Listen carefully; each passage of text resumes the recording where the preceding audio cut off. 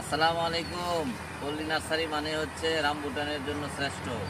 বাংলাদেশে আলহামদুলিল্লাহ আপনাদের দোয়ায় সুনাম অক্ষত রয়েছে। ভবিষ্যতেও আমরা চেষ্টা করব আপনাদেরকে সবচেয়ে উন্নত জাতের রামবুটান দেওয়ার জন্য। তারই ধারাবাহিকতায় দেখেন এবারের যে রামবুটান গাছটি আমাদের সামনে আছে, এই গাছের প্রত্যেকটা ডালে একটু ঘুরে দেখাও, এমন কোনো ডালপালা নেই যেখানে ফল নাই, ফুল নাই।